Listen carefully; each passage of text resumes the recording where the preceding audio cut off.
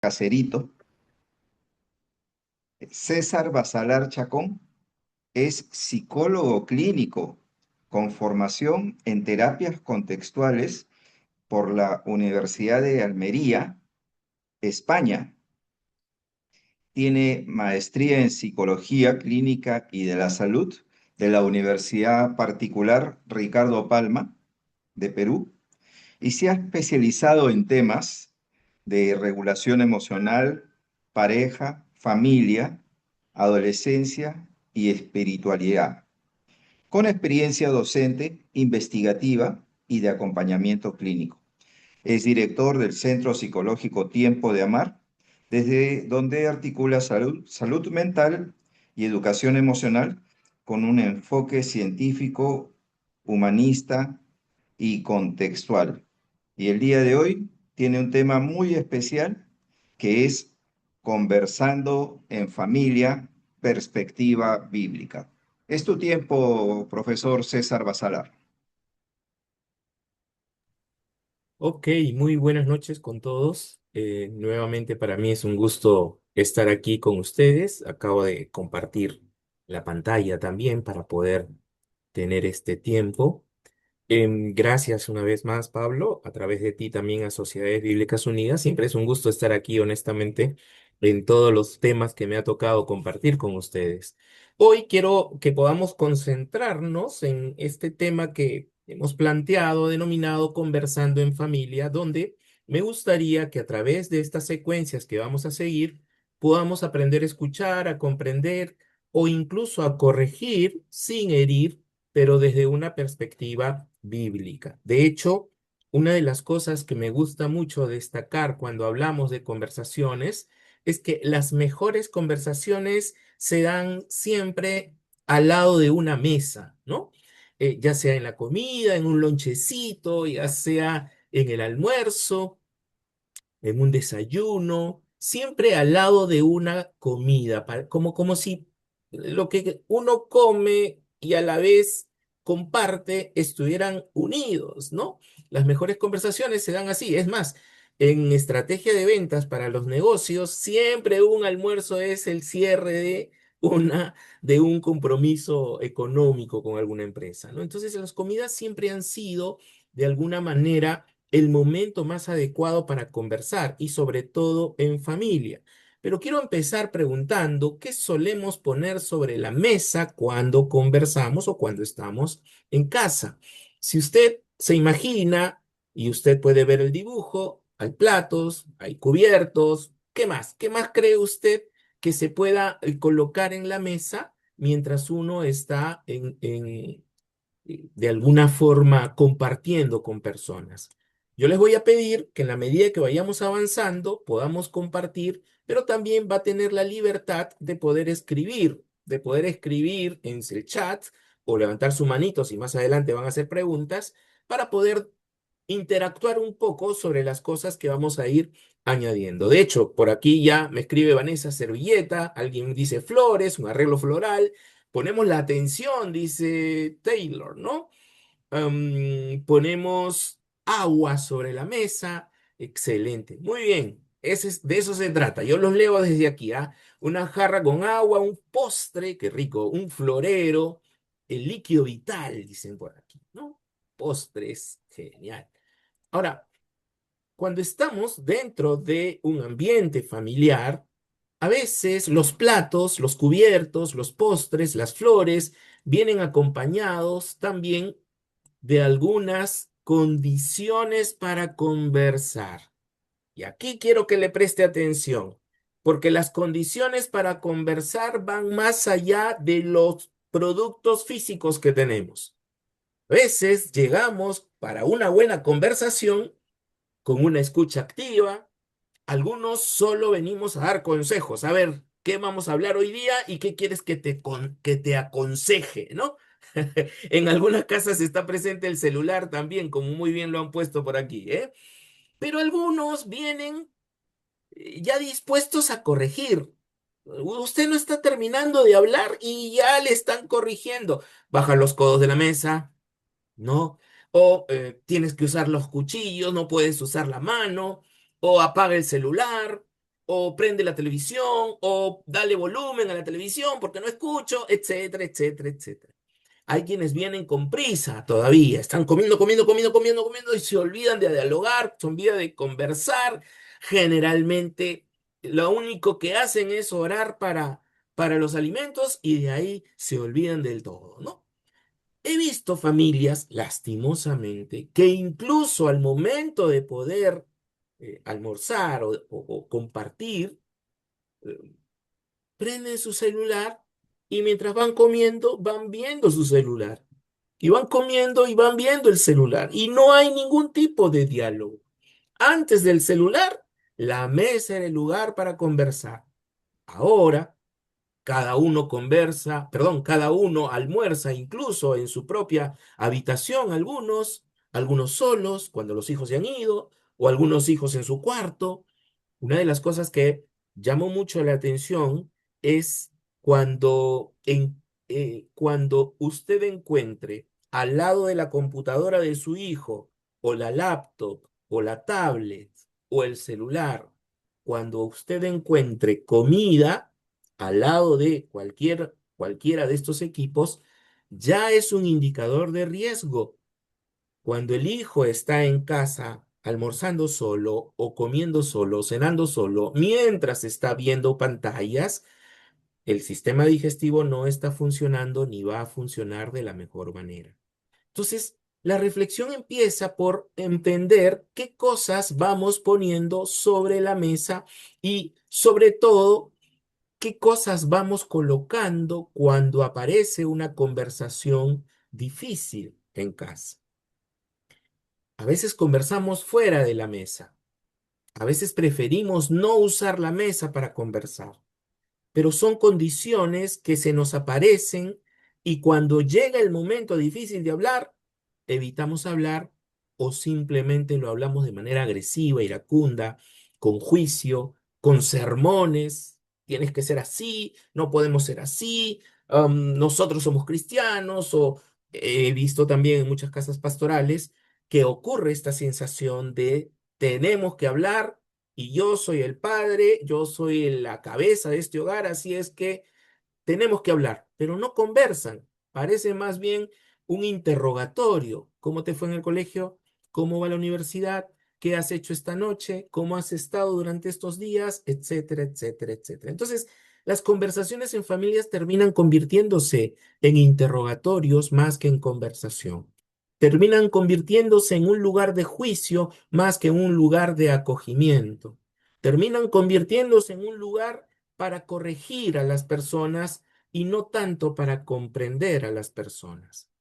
Hoy vamos a trabajar un poco sobre lo que ha sido llamado coloquialmente a Lucas el Evangelio de las comidas. ¿Por qué? Porque justamente usted lee Lucas y se va a encontrar con muchos momentos en el cual Jesús disfrutaba de banquetes o incluso comía con personas que no eran adecuadas para esa época, pero que de alguna forma colocaban sobre la mesa cuestiones, preguntas o inquietudes que hoy nos van a enseñar a saber cómo abrir una conversación, como lo está preguntando Byron, pero también qué hacer cuando aparecen algunas conversaciones que son incómodas o complicadas.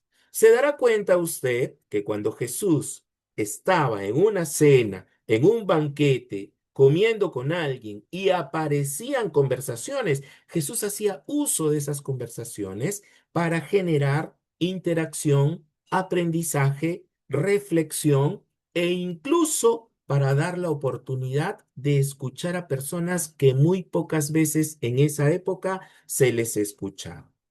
Hoy no vamos a leer todos los capítulos, pero hay 5 episodios bíblicos que vamos a ir descubriendo a lo largo de este tiempo de tal manera que podamos identificar el cómo es que hemos llegado a poder eh, obtener la oportunidad de usar estas conversaciones.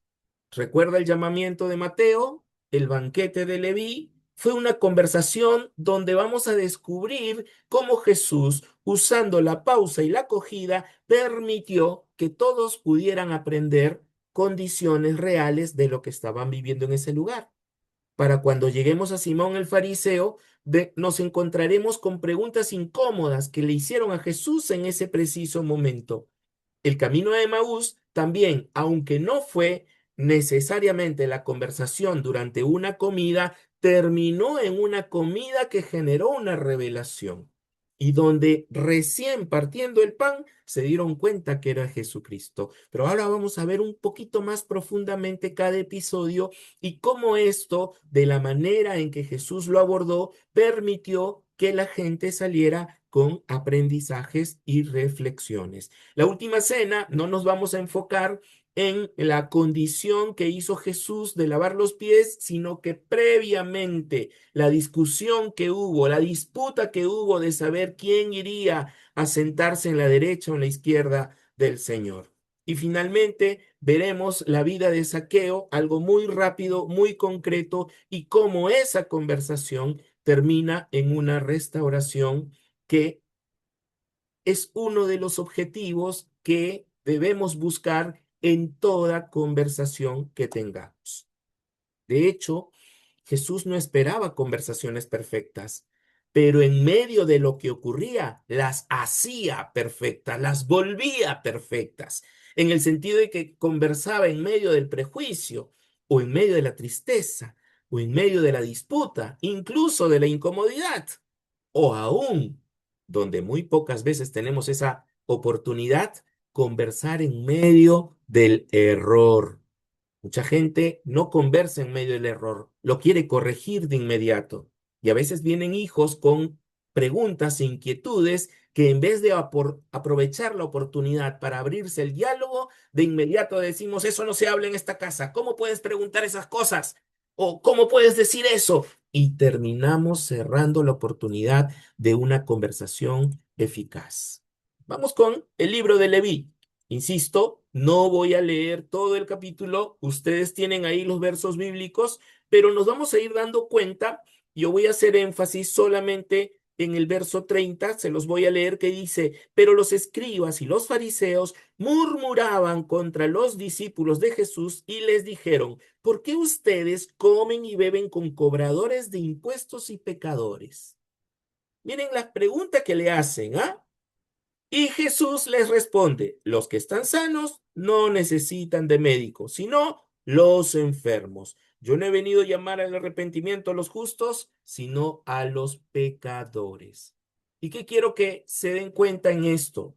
Básicamente, que Jesús no habla de inmediato a ellos diciendo, ¿qué ustedes que están preguntando? ¿Por qué están haciendo esto? No, no, no, no, no. Jesús se toma un tiempo para poder, primero que nada, suspender el juicio de inmediato. Porque lo que ellos hacen es juzgar de inmediato, es decir, ¿por qué ustedes comen y beben con cobradores? Es un cuestionamiento. Pero Jesús hace la pausa. Y más allá de la pausa dice, yo no he venido a llamar o a sanar a la gente sana, he venido a los enfermos. Él acoge a través de ese momento a las personas que estaban allí. Probablemente para esas personas era la primera vez que pudieran estar junto a alguien que conocía que era rechazado del pueblo. Sin embargo, Jesús da el lugar para que pregunten, para que cuestionen incluso. Pero aún en ese cuestionamiento, gracias por compartirlo, aún en medio de ese cuestionamiento, Jesús le da apertura, no juzga de inmediato. A veces en las conversaciones no ponemos pausa. De inmediato estamos atentos a qué va a decir para cambiarlo o para modificarlo o para decirle, hermano, eso no se habla o ¿cómo estás diciendo eso? O a los hijos generalmente, sobre todo los chicos cuando vienen con preguntas o inquietudes o cuando vienen a hablar. Incluso recuerdo el caso de una familia en donde el padre de familia se enojaba tanto con su hijo adolescente, preadolescente, cada vez que el hijo preadolescente quería hacer un comentario de lo que había visto en su serie favorita llamada Dragon Ball Z, ¿no? Solo por ver Dragon Ball Z, automáticamente el padre le decía, de eso no se habla aquí, eso es del enemigo. Y hacía toda una serie de juicios que el chico se quedaba callado. No decía nada. Incluso era amonestado por seguir viendo ese tipo de series. Y obviamente interrumpía la acogida, interrumpía la conversación, separaba de alguna manera la condición del hijo de querer integrar con algún comentario. Las conversaciones pueden permitir, dentro de una comida, pueden permitir la apertura, de tener la libertad de dialogar, de compartir, de acoger a las personas, tratando de aprender a diferenciar entre lo que la persona es de lo que la persona hace. ¿Por qué? Porque Jesús no vino a definir a las personas de inmediato por su conducta. Solo cuando hacía falta reprenderlos los hacía, pero no había una oportunidad para poder generar una apertura, un diálogo. Una cosa es la persona y otro es lo que la persona hace. Por eso es que muchas veces, de alguna manera, se interrumpe este transitar, se interrumpe este diálogo, porque asumimos que lo que la persona hace define a la persona. Es un pecador. Por eso no podemos hablar de ese tema. Eso es del maligno. Por eso no podemos hablar de ese tema. E interrumpimos todo eso. ¿Cómo separo la conducta de la persona? Cuando yo le digo a mi hijo, eres un mentiroso, porque dijo una mentira, automáticamente lo estoy juzgando desde lo que es su conducta. Eres un mentiroso. Lo defino en su identidad es que es un mentiroso y no lo es. Que haya mentido no lo hace un mentiroso por completo. Has dicho una mentira. Es la manera correcta de corregir, sin herir. No decirle eres un, sino has hecho esto que no fue debido, que no debimos haberlo hecho. Eso nos puede producir un ambiente seguro para conversar. Y aquí el banquete de Leví nos muestra esa oportunidad que tenemos para poder vivir ese momento. El no juzgar de inmediato, tomar una pausa, escuchar la pregunta y acoger. Más allá de lo que realmente merecen los chicos, los hijos principalmente o la pareja, necesitamos escuchar qué está diciendo, qué está hablando. Definitivamente, como muy bien lo menciona aquí Taylor. Perdón, pensé que era Taylor. La mesa, dice, es un elemento en extinción en nuestra familia en estos tiempos. La velocidad, las ocupaciones, la ausencia de los padres, la falta de tiempo de calidad, todo eso, peor todavía, añade más conflicto, más dificultad en el proceso. Por eso es importante que aprovechemos los tiempos. Ahora hay gente que no puede cenar o almorzar todos los días, pero lo puede hacer un domingo saliendo de la iglesia o lo puede hacer un sábado incluso, para que esto no se permita que podamos hacerlo de manera acelerada o rompiendo este vínculo que Dios nos permite tener con la condición de pausa y acogida. Vamos con en la casa de Simón el fariseo, Lucas capítulo 7, desde el verso 36, ustedes lo van a ver, pero lo que yo quiero resaltar en esto es ese espacio donde Jesús es cuestionado, ¿no? Eh, Dice el verso 39, cuando el fariseo que lo había convidado vio esto, pensó, si este fuera profeta, sabría que la mujer que lo está tocando, la que estaba llorando y secando sus lágrimas con su cabello y ungiéndole los pies a Jesús, sabría que la mujer que lo está tocando, y ahí viene la unión de la conducta con la persona, es una pecadora. De inmediato, es una pecadora. Esto es un espacio para conversaciones incómodas.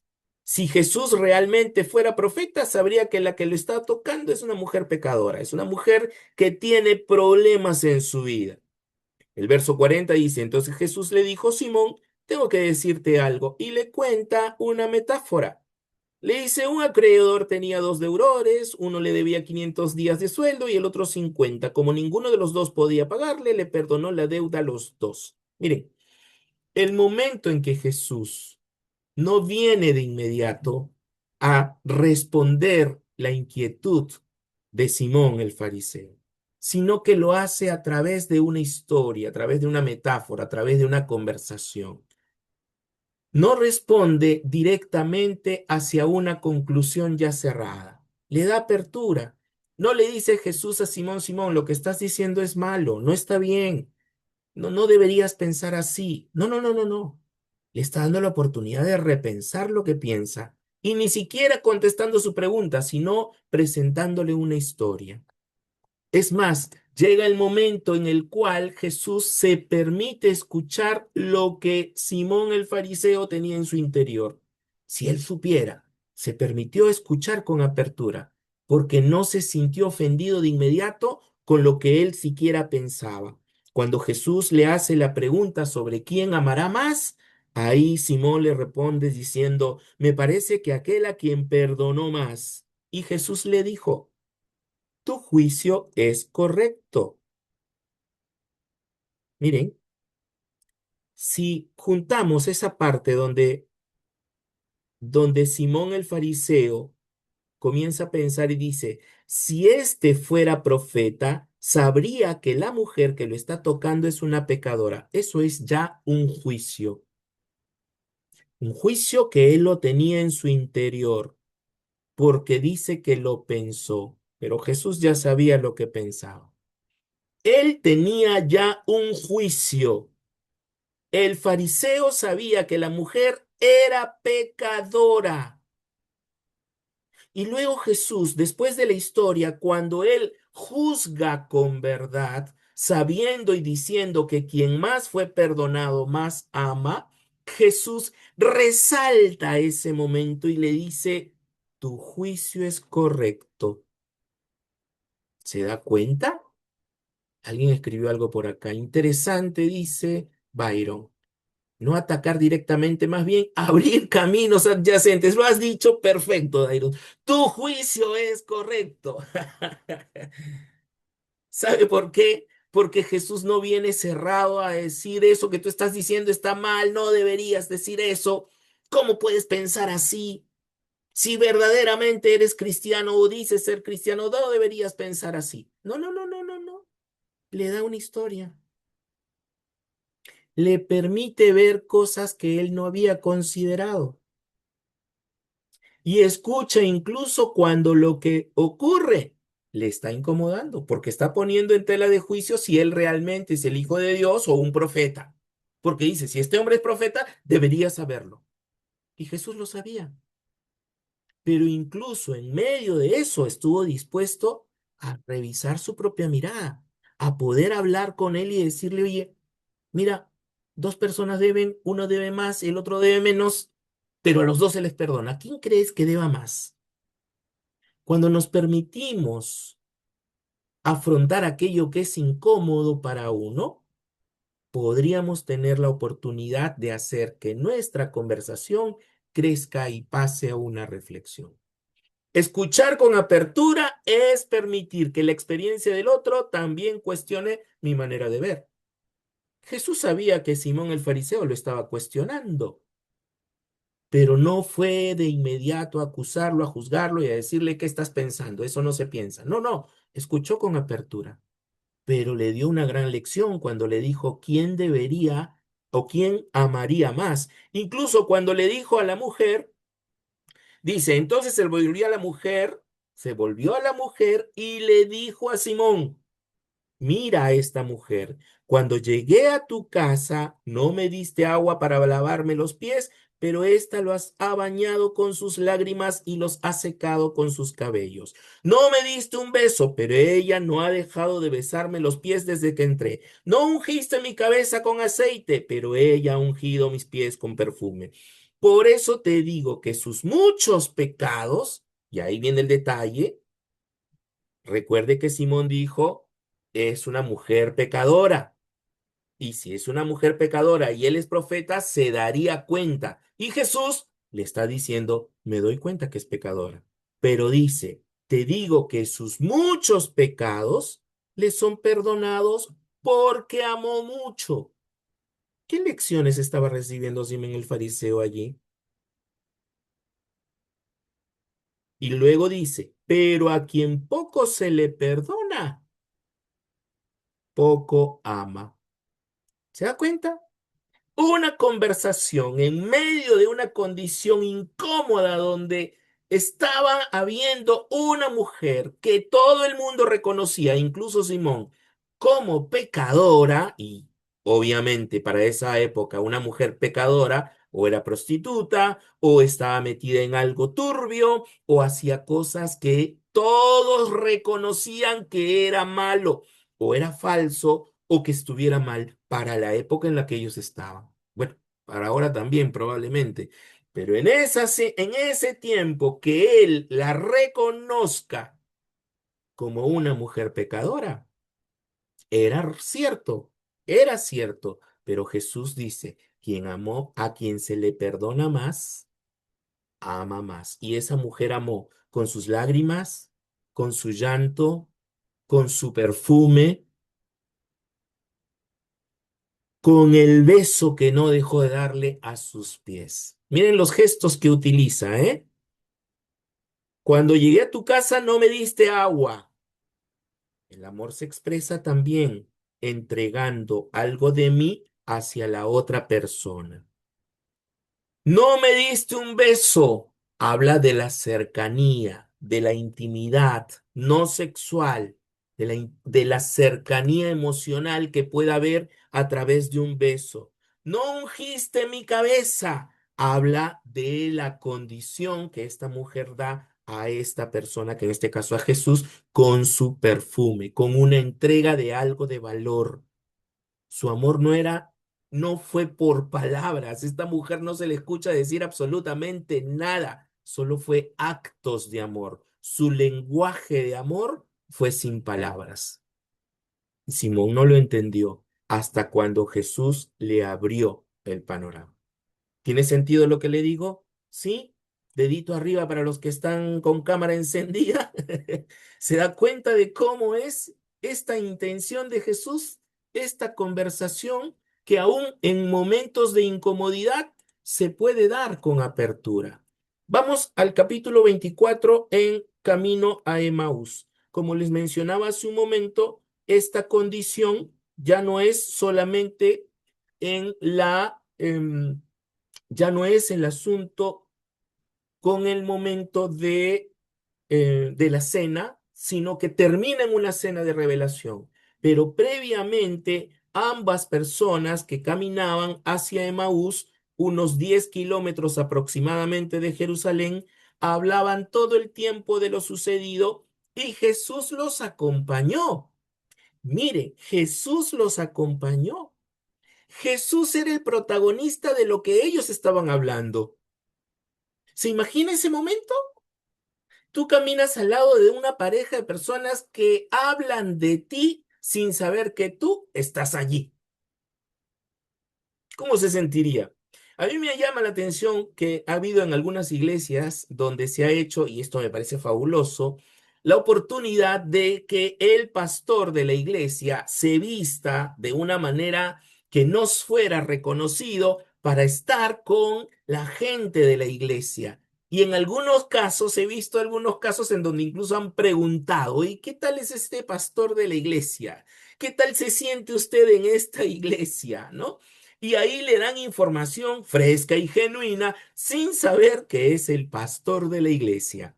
Y esta conversación que termina en una revelación permite que estas personas se den ese espacio para compartir, incluso en medio de la tristeza, lo que estaba escuchándose acerca de Jesús.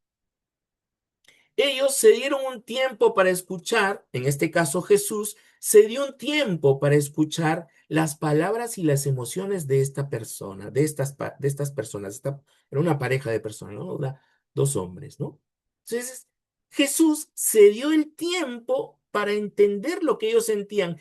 Entendió, comprendió y recibió la tristeza que ellos tenían. No se quedó solo en decirle, oye, ¿qué están hablando ustedes? Pero acá estoy yo. ¿Por qué están ustedes hablando esas cosas? No, no, no, no, no, no. reconoció la necesidad que había detrás del relato, descubrió la oportunidad de escuchar la emoción de las personas. No se quedó solo en la idea de quién están hablando o por qué están hablando eso. Si eso es lo que se tenía que hacer, la escritura decía todo eso. Jesús se acercó preguntando, ¿de qué hablan ustedes? Y ahí es donde le comienzan incluso a cuestionar. ¿Eres tú el único extranjero en Jerusalén que no sabe lo que ha sucedido en estos días?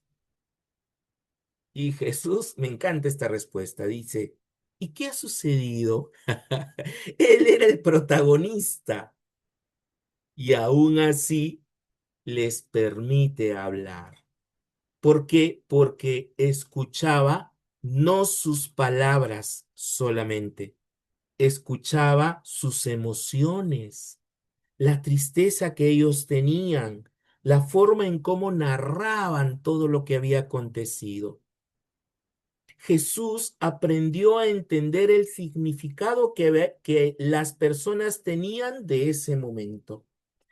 Esto me parece honestamente muy similar a una experiencia social, ¿no? Estas investigaciones sociales que se hacen para saber cómo responde la gente. Jesús se puso en su rol de investigador social, diría yo, en este tiempo. Jesús se permitió hacerle preguntas que él ya sabía la respuesta. Y antes de explicarles qué ocurría, que es lo que solemos hacer cuando hay una conversación, escuchamos los sentimientos de los demás. ¿Cuántas veces se ha atrevido a escuchar los sentimientos de sus hijos, de su pareja, de la familia que se rodea con usted, de las personas que alguna vez se acercan a usted?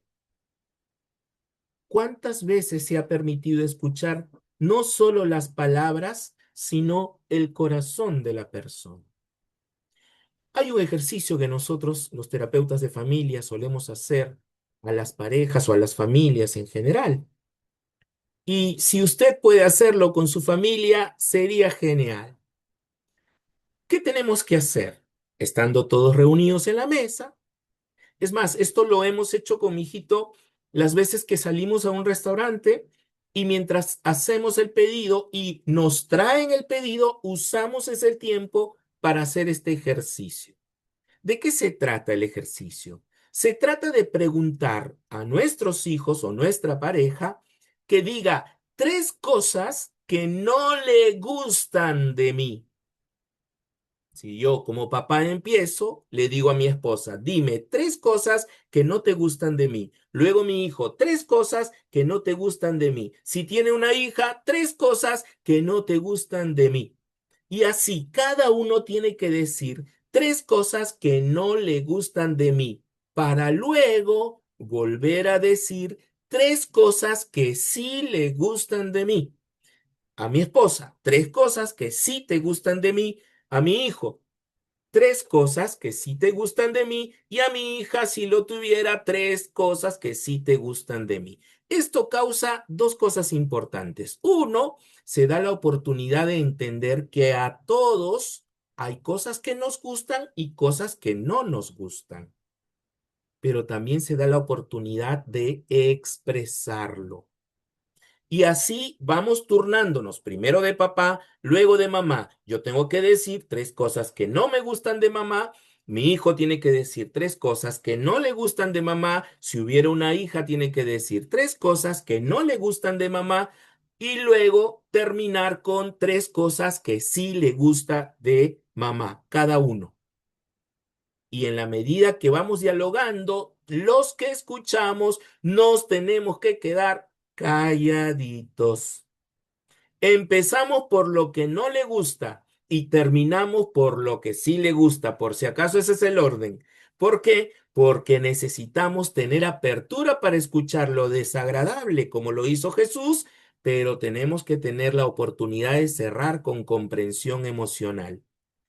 La cena anterior fue escucha con apertura lo que no me gusta, lo que no te gusta de mí. Y esta conversación se trata de comprensión emocional, lo que sí te gusta de mí. Eso ayuda a generar vínculos como familia. Ayuda a poder seguir creciendo vinculados en familia. Vamos con la última cena. Vamos a avanzar un poquito más para poder entenderlo. En Lucas, capítulo 22, retrocediendo al capítulo 22, y es desde el 14 en adelante. Aquí, como les decía hace un momento, no me voy a enfocar en el lavamiento de los pies, que es clásico de este capítulo, sino de el momento en que Jesús comienza a compartir con sus...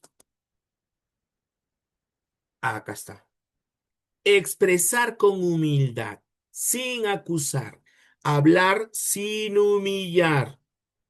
Cómo he deseado comer con ustedes esta Pascua antes de que padezca, les dijo Jesús. Cuando llega esa hora, Jesús comienza a hacer todo el ritual que conocemos muchas veces y termina en el servicio. ¿Quién es mayor? Voy a hacer énfasis en el verso 24. Dice, además los discípulos tuvieron una discusión en cuanto a quién de ellos sería el mayor. Ahí me quiero quedar. En medio de una cena tan importante, tan sensible, donde hay tal grado de aprendizaje, de intimidad, que alguien venga y te lave los pies, los chicos están preocupados en quién será el mayor, ¿no? Y Jesús les responde, los reyes de las naciones se enseñorean de ellas y los que tienen autoridad sobre ellas son llamados benefactores. Pero entre ustedes no debe ser así, sino que el mayor entre ustedes tiene que hacerse el menor. Miren qué importante esto. Mire qué importante esto. Discuten entre ellos y Jesús, en vez de reprenderlos en ese momento que era algo especial, no, Jesús les expresa con humildad cuál es la forma en que debemos actuar. Y aquí hay un énfasis muy importante que quiero hacer. Cuando usted le pida algo a sus hijos o hable algo con sus hijos, evite acusarlos. Cuando le pida, le exija o quiera que ellos hagan algo que usted le pide, hágalo sin acusar. No podemos llegar al momento en el cual le hablemos a nuestros hijos humillándolos o tratando de usar nuestro cargo para silenciarlos. No, acá soy yo el papá y usted hace lo que yo le digo y punto. Cuidado con eso. Hay que revisar si lo que estamos hablando lo hablamos desde nuestra superioridad, de que somos los papás, o somos el pastor, o en algún momento viene el hijo y te pide algo o quiere hacer algo y tú lo haces o se lo dices, pero mandándole con orden, ¿no? Tienes que hacerlo de esta forma. Tienes que, por ejemplo, una cosa es cuando usted le pide a su hijo que haga algo y otra forma es cuando le exige que lo haga. Hijo, ¿podrías lavar los servicios? Eso es una petición. ¿Me ayudas con los servicios? Eso es una petición. Me gustaría que puedas ayudarme con los servicios porque estoy agotada, estoy cansada o porque hoy te toca a ti. Esa es una petición. Cuando es una acusación, es, hijo, tienes que lavar los servicios porque tú nunca haces acá en la casa nada. Todo el tiempo tengo que hacerlo yo. Tú sigues ahí pidiendo, pidiendo, pidiendo, pero no aportas nada en la casa, así que lava los servicios. ¿Se da cuenta de la diferencia? En la primera le pedí, en la segunda le exigí y humillándolo. Ahí hay que tener cuidado de cómo nos vinculamos, porque servir también lo podemos hacer a través de nuestro diálogo, no solo por imposición. Por eso el aprendizaje aquí es expresar con humildad. Jesús tenía la autoridad para callarlos a todos y decirle, ¿qué se les ocurre esto? Chicos, ¿qué están haciendo? No, simplemente Él les mostró cómo se hace en el mundo y cómo se hace en el reino de Dios. Y termino con esta última secuencia en Lucas capítulo 19, desde el verso 1 al 10, ¿no? La historia de Saqueo. Voy a avanzando rapidito porque en el caso de Saqueo, el énfasis está en la corrección y la reparación. Recuerda que Saqueo no se esperaba eso. Jesús vino a la casa de Saqueo. Saqueo los invitó a hacer toda esa cena que había preparado porque quiso darle lo mejor a Jesús. Pero eso, cuando Jesús reconoce, perdón, cuando Saqueo reconoce el impacto de lo que Jesús había hecho en su vida, ese impacto lo reproduce en los demás. Asume su responsabilidad y repara. Mis hermanos, el perdón debe venir acompañado de reparación. Cuando uno quiere corregir, no puede hacerlo desde la ira, desde el enojo, sino desde lo que quiera la persona aprender a cambiar en el otro, a quien está corrigiendo. Una corrección sin reparación termina en castigo, en señalamiento, en decirte, ¿cómo es posible que hayas hecho esto? Y punto, lo castigo. Pero si yo reparo sin corregir, es una disculpa sin cambio. Es ya, ya, perdóname, perdóname, toma, te doy esto, lo lamento mucho, no lo vuelvo a hacer y lo vuelve a hacer. Por eso es importante la corrección junto a la reparación. Se trata de integrar la verdad, la responsabilidad y la restauración hacia la persona. Restaurar es reconocer y reparar. Reconocer lo que ha ocurrido y hacer algo responsable con sus consecuencias. Usted no puede quedar solamente en el perdóname, ya, lo siento, no. Hay que reparar, pero hay que reparar cuando la persona está dispuesta a recibir esa reparación. No todos están dispuestos. A veces una forma de reparar también es alejarse. Una forma de reparar también es protegerse. Una forma de reparar también es ponerse límites. Entonces hay diferentes maneras de poder trabajar esto. Saqueo lo que hizo fue dar de lo que él tenía. Claro, recuerden que Saqueo era un cobrador de impuestos también, que él tenía, era de los que cobraba para los romanos. O sea, que era una persona que no era muy agradable para los otros judíos. Y por eso él dijo, si yo le he fallado a alguien, ahora mismo me comprometo en reparar. Ahora, todo esto, mis hermanos, está relacionado a las conversaciones que podemos hacer. Puede que una conversación no vaya a resolver todo lo que nosotros tenemos, pero puede abrir una gran puerta que lleva mucho tiempo cerrada. Usemos estas llaves que hemos visto de reparaciones para poder hacer que lo que podamos nosotros conversar con las personas, voy a poner el resumen de todo que está en esta diapositiva. El banquete de Leví, una conversación de pausa y acogida. El de Simón el fariseo, un espacio para conversaciones incómodas. El camino a Emaús que termina en revelación. Y la última cena que a pesar de la disputa terminamos en aprendizaje. En una conversación en saqueo que termina en restauración. Definitivamente necesitamos de alguna forma que la persona devuelva lo que hizo finalmente y que podamos de alguna manera hacer que las condiciones donde estemos puedan recibir la oportunidad de dialogar, de compartir, de hablar en familia, de escuchar, comprender y corregir sin herir. He querido compartir todas estas lecciones con ustedes porque creo que es importante que podamos como iglesia, como comunidad, aprovechar estos espacios para que las familias puedan seguir creciendo fuertes y no dejando que lo que pasa alrededor de la iglesia termine inundando a la iglesia. Espero que pueda considerar esto que hemos compartido para empezar a conversar con su familia. Muchísimas gracias por su atención.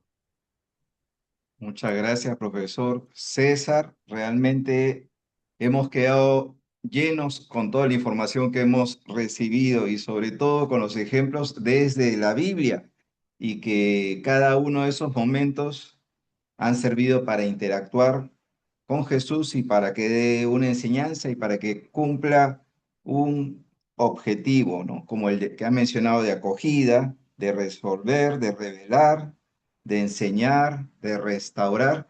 Y bueno, cuántas enseñanzas más podemos seguir encontrando en esos espacios de encuentro que tuvo Jesús con muchas personas para revelarse. Antes de pasar a la etapa de preguntas, pueden levantar su manito con, con las reacciones ahí en la parte inferior, con los iconos de reacciones.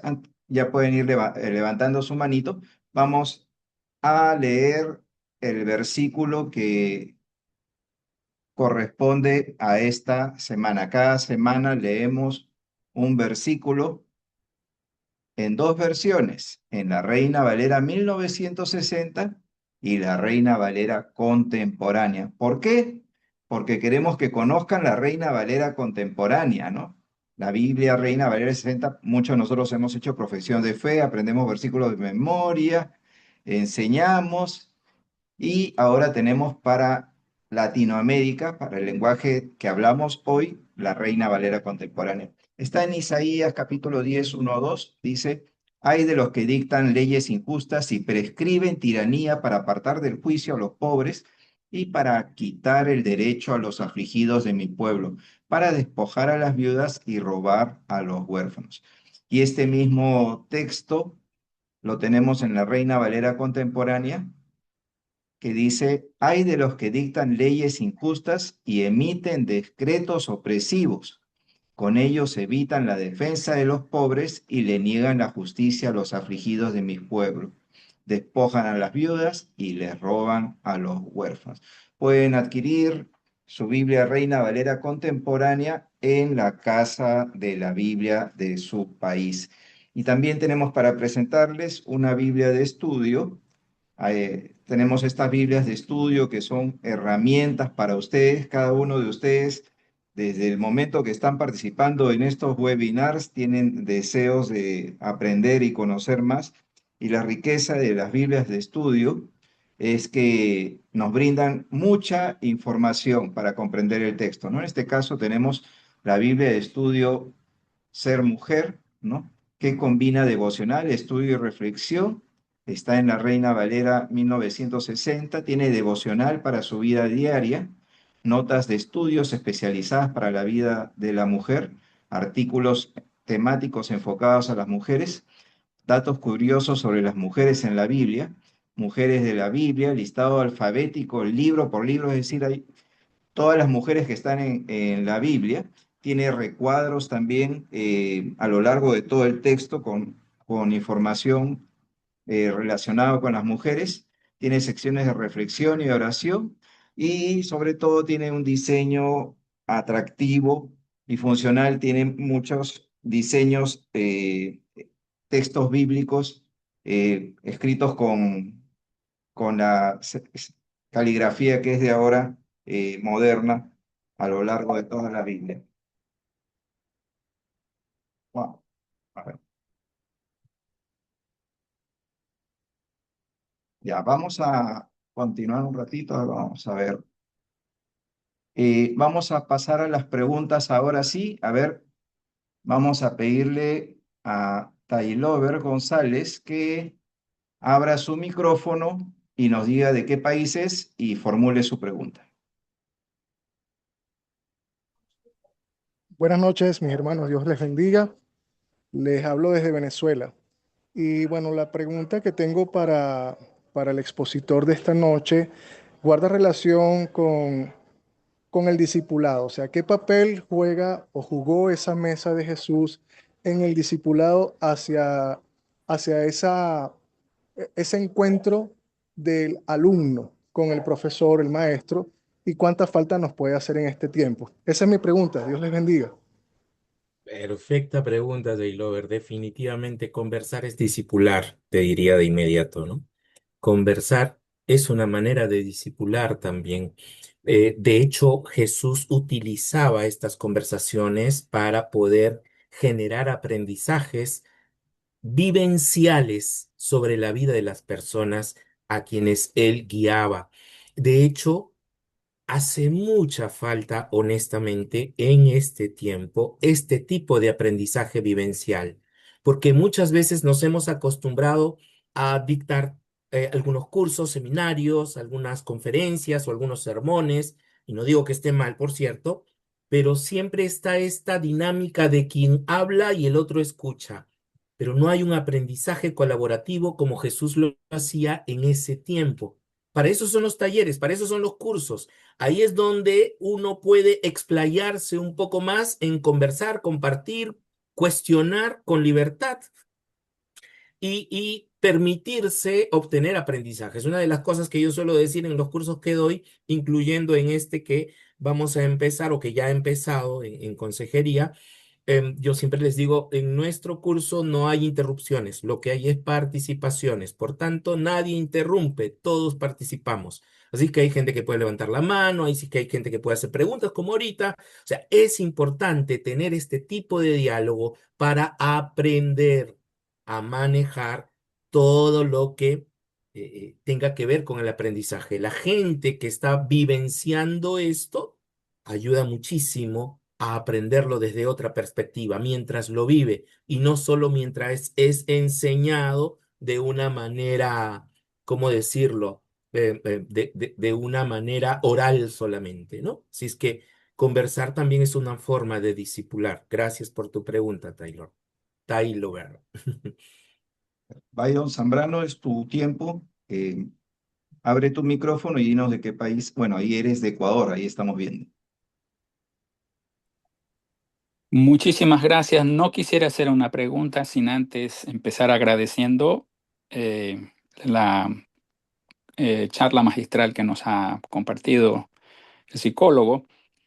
Y mi pregunta es más bien en el ejercicio de su consultorio, ¿cómo a tratar en el caso de Zaqueo, que evidentemente nos encontramos con una respuesta de alguien que a sabiendas que ha sido un buen pillo, ¿verdad? Ha hecho pelata con eso, pero su respuesta es una cosa que sorprende y aún así el Señor lo trata y acepta ese tipo de cosas. ¿Cómo puede uno abordar una actitud así en una conversación para poder seguir amando a esa persona y entendiendo que está en un paso de caminar hacia la fe, ¿verdad? O de tratar de reconocer algo, porque, como digo, pues ahí Saqueo sabía lo que había hecho y todo el mundo lo sabía, o sea, no es que si a alguien le he robado, pues ahí estaba un montón de gente, ¿verdad?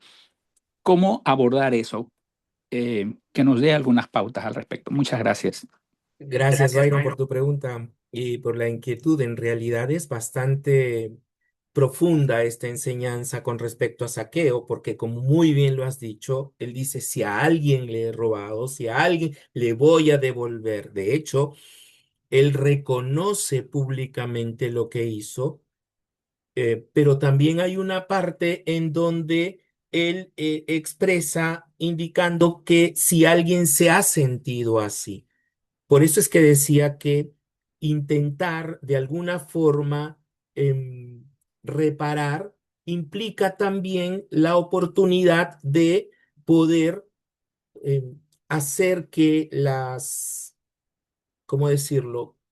Que la persona que en algún momento se sintió agraviada tenga la disposición de recibir esa reparación. Saqueo pudo haber tenido toda la buena intención de devolver porque se dio cuenta que hizo mal, porque reflexionó ante la presencia de Jesús y porque incluso Jesús declara que el reino de Dios se había acercado a esa casa ese día justamente por la acción que hizo Saqueo. Saqueo tuvo una revelación que le permitió decir, primero, que se equivocó, segundo, reconoció su falta y tercero, hizo algo para reparar. Por eso es importante entender lo que diría Juan el Bautista, frutos dignos de arrepentimiento. Si yo veo que la persona que intenta reparar viene acompañada de frutos dignos de arrepentimiento, con evidencia, entonces puedo abrir mi corazón a esa persona. Jesús ya lo conocía, ya sabía quién era este Zaqueo, y el resto ya lo conocía, y usando el término que usaste, Byron, era un pillo. Y sí, todo el mundo lo conocía, pero Jesús llegó con apertura. Jesús empezó a corregir sin necesidad de humillar o insultar. Simplemente su presencia hizo que él, Zaqueo, cambiara su manera de pensar, transformara su manera de pensar y quisiera corregir. Era muy rico, probablemente, y él dijo que toda la mitad de su riqueza lo iba a dar a los pobres, iba a reparar, iba a devolver, etc. Lo hizo producto de esta comunión, de esta presencia impactante que recibió de Cristo, pero fue Cristo quien entró a su vida con apertura. No fue a decirle, oye, Zaqueo, yo sé las cosas que has hecho, así que, ¿qué vas a hacer ahora que estoy yo aquí? No, no fue con esa actitud de soy yo el Hijo de Dios, no fue con una actitud moralista ni juzgona, fue con una actitud humilde de decir, oye, yo quiero cenar en tu casa hoy día. ¿Me invitas? ¿Puedo ir a tu casa? Baja de ahí, Zaqueo. Vamos, hagámoslo en tu casa. Y que un judío entre a la casa de alguien que trabajaba de la forma en la que trabajaba Zaqueo, en la casa de un pillo, ya demuestra que tiene apertura en su interior. Él no llega con juicio ni prejuicio, llega con apertura. Y creo que es una de las lecciones más importantes que debemos aprender nosotros como creyentes. Ir a cualquier lugar con apertura, incluso a esos lugares que son incómodos para muchos creyentes. Llegar con apertura, llegar con la bondad de Dios manifestada en mi ser a impactar con ellos, no con una prédica, insisto, no con un sermón ni con un consejo. Jesús no vino a darle un consejo, Jesús vino con su presencia a decirle, quiero estar en tu casa hoy. Y eso abrió muchos corazones, Byron. Así es que creo que es una gran e importante lección que debemos aprender. Tenemos a Alan López que quiere hacer una pregunta. Por favor, abre tu micro y nos Buenas dices de qué país eres y puedes formular tu pregunta. buenas noches, soy de Ecuador. Muchas gracias. Yo llegué por el asunto de oración a esta hora, pero sí, sí capté la última parte de la última cena que me pareció. Es importante saber corregir, ¿verdad? Con amor y sinceridad, como usted bien lo ha dicho. ¿Le parece bien que podamos decirle al otro, al interlocutor o a nuestro hermano como líder, ¿no? No estoy de acuerdo con tu actitud. O sea, atacamos la actitud, no la persona, ¿no? Que decirle eres un tonto, un necio, ¿no? ¿Verdad? Que ya ahí se lo pone a la defensiva. O no me gusta la actitud con que me dicen las cosas. O sea, saber poner límites también y respeto continuo, ¿no? ¿Le parece? Eso. Definitivamente, Alan, y creo que es importante lo que mencionas, em, pero quiero que podamos entender algo que es sumamente importante. Miren, la conducta de una persona, vamos a usar esta analogía, es la punta de un iceberg. Usted sabe que estas montañas de hielo, un iceberg, solo se puede observar entre el 7 y 9% de toda la masa que es el hielo. Esa es la conducta. Una conducta visible, un comportamiento visible, solo se presenta en la punta del iceberg. Pero si yo voy a lo profundo, me encontraré que esa conducta es solo una respuesta a situaciones emocionales, situaciones de pensamiento, contextos de crianza y un montón de cosas más que es importante también identificar para poder conocer lo que hay más allá de la conducta. Si yo solo me quedo con la conducta observable y comienzo a condenar, juzgar o incluso corregir esa conducta observable sin darme cuenta lo que hay detrás, me estoy perdiendo la oportunidad de ayudar a la persona a modificar su conducta. Si yo me quedo solo con la punta del iceberg, me estoy perdiendo lo más importante. Por tanto, ¿qué quiero decir? Que vayamos un poquito más allá.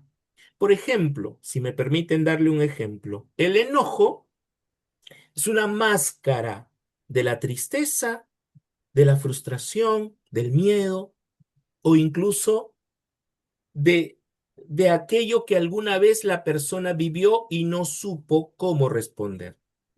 Por eso es que muchas personas que se llenan de ira y terminan siendo explosivas es porque hay dolor acumulado adentro que no han sabido cómo expresar. Y si yo solamente me encargo de poderle quitar la ira y decirle que en el nombre de Jesús él tiene o ella tiene que aprender a manejar su ira, estoy olvidando de qué provoca la ira. La ira no sale de la nada. Algo lo provocó. Mire usted, lo vemos en el libro de Efesios, el capítulo 4, cuando Pablo habla diciendo que hay gente que tiene el entendimiento entenebrecido por haberse alejado de Dios. Si usted lee, es una consecuencia, una secuencia de actos. Tener el entendimiento entenebrecido, ajenos a la vida de Dios, por la ignorancia que en ellos hay. Todos esos tres cosas que he dicho, el 4:17, si no me equivoco, es Efesios, por la ignorancia que en ellos hay, por el desconocimiento de Dios, por el entendimiento entenebrecido, todo eso habla de la forma de pensar de la persona. Todo es cognitivo. Entendimiento, alejarse de Dios, y eso provoca los siguientes versos donde Pablo dice, por tener el entendimiento entenebrecido, ajenos a la vida de Dios, por la ignorancia que en ellos hay, endurecieron su corazón. Segundo factor, lo primero es cognitivo, lo segundo es emocional. Endurecieron el corazón, se volvieron insensibles, emocionalmente se cerraron, ajenos a la vida de Dios. Miren cómo va la secuencia. Y luego termina en un comportamiento, porque se llenaron de toda lascivia. E hicieron cosas que al final terminaron siendo dañinas. Hay una palabra que me encanta ahí. Déjeme, por favor, verlo en Efesios 4:17, si no me equivoco. Verso 19. Después que perdieron toda sensibilidad, se entregaron al libertinaje para cometer con ansia toda clase de impureza. Entonces, el comportamiento, si retrocedemos este verso 19, diría, los que se entregaron al libertinaje para cometer con ansia toda clase de impureza, empezaríamos por ahí, la punta del iceberg, es porque, ¿qué hay en la profundidad? Perdieron toda sensibilidad. Y después seguimos bajando por ese iceberg y dirá, viven ajenos de la vida que proviene de Dios, por la dureza de su corazón, por la ignorancia que en ellos hay, por tener el entendimiento entenebrecido. ¿Se da cuenta? Todo es una secuencia. Empieza con un entendimiento entenebrecido para luego pasar a la vivir ajeno a Dios con ignorancia, luego viene la dureza del corazón, luego viene perder toda sensibilidad y al final la vida del libertinaje. Todos nosotros somos testigos de la vida del libertinaje, pero no nos damos cuenta que detrás hay un recorrido y empieza con su mente. Por eso es que Pablo hace énfasis ahí que debemos renovar el espíritu de vuestra mente. Lo que piensa genera un sentimiento, lo que siente genera una conducta. A veces hay personas que se dejan llevar por lo que piensan o por lo que sienten y no por lo que hacen. Por eso es que Pablo insiste en que seamos felices, sean dichosos. O Pablo dice, no, de hecho, no todo pensamiento es bueno, ¿eh? Porque dice, llevando cautivo todo pensamiento. Entonces, el pensamiento hay que atraparlo. hay una secuencia. No podemos solo quedarnos con la conducta o juzgar la conducta o no estoy de acuerdo con tu conducta. Definitivamente que no, pero ¿qué hay detrás de esa conducta? Y creo que en cada conversación que hemos visto hoy, hacia eso buscaba Jesús, a encontrar qué hay detrás de cada conducta. Espero haber aclarado en algo, Alan, la inquietud. Bueno, vamos a pasar a una última pregunta. Jimmy Urquiaga, por favor, puedes abrir tu micrófono y decir de qué país eres y hacer tu pregunta. Muchas gracias, pastores. Muchas gracias, doctor César. Interesante realmente el tema, muy ilustrativo y estamos aprendiendo bastante. Mi pregunta, bueno, les saludo desde Lima Noreste, Perú, Asamblea de Dios, región Lima Noreste.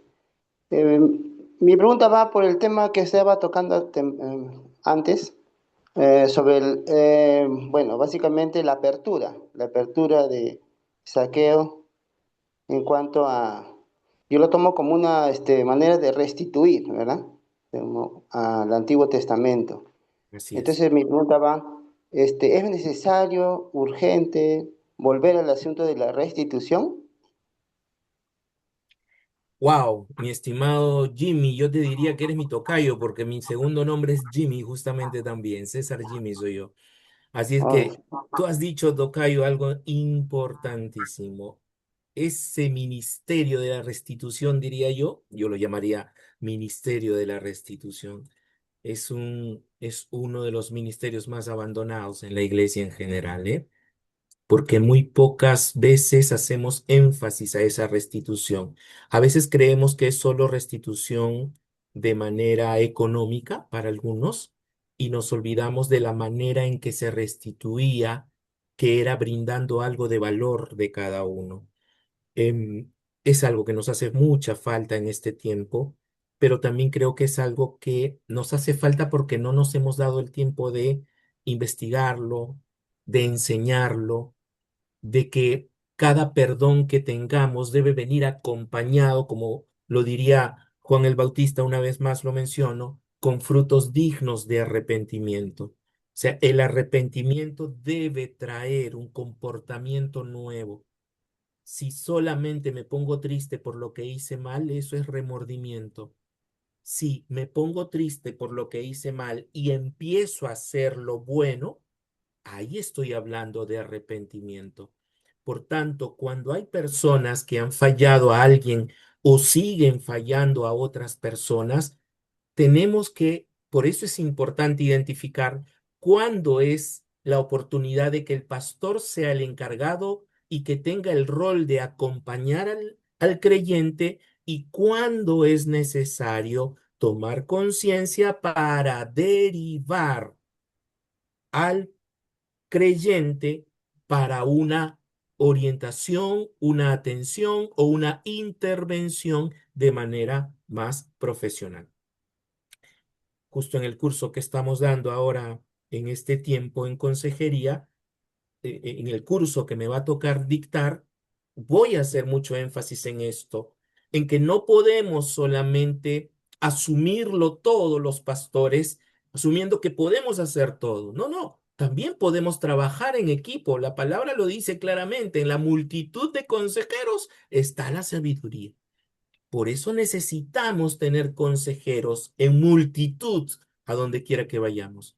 Entonces, esta restitución es importante, pero a veces, ¿por qué no se restituye? Porque la persona no sabe cómo hacerlo o porque por el momento no se sabe cómo restituir. Pensamos que tenemos que pagar una indemnización probablemente o que de alguna manera terminemos haciendo cosas que siguen o terminan siendo solo verbales. Pido perdón, pido disculpas, pero no hay un cambio evidente. No hay un cambio de conducta, un comportamiento diferente, un fruto digno de arrepentimiento.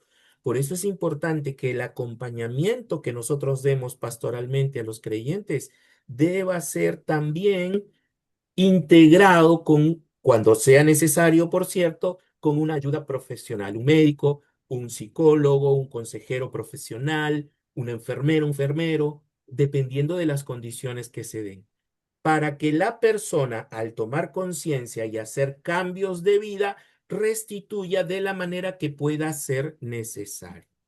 No podemos solamente quedar en el perdón. Hay que decir, bueno, la muestra de mi perdón es esto que he hecho. Yo me comporté de esta manera y lo reconozco y me arrepiento, pero ahora hice esto otro o he venido llevando este transitar en mi vida que demuestra mi arrepentimiento. Y no me quedo solo con, sí, ya me arrepentí, ya lo dejé. No, dejé, pero hice. Dejé, pero hice. Dejé, pero hice. No es un dejar solamente. Creo que eso es importantísimo recuperar en la iglesia en estos tiempos y Dios quiera que esto pueda ayudarnos incluso a que nosotros mismos también podamos repensar si en algo hemos fallado, arrepentirnos y no solo remordernos con el dolor o la culpa. Hay que sanar, hay que restituir. Amén. Muchas gracias, profesor César. Me quedo con el versículo que ha mencionado de Juan el Bautista, fruto de arrepentimiento. Me fui a buscarlo a Google inmediatamente, Mateo 3:8, para los que también quieran anotarlo.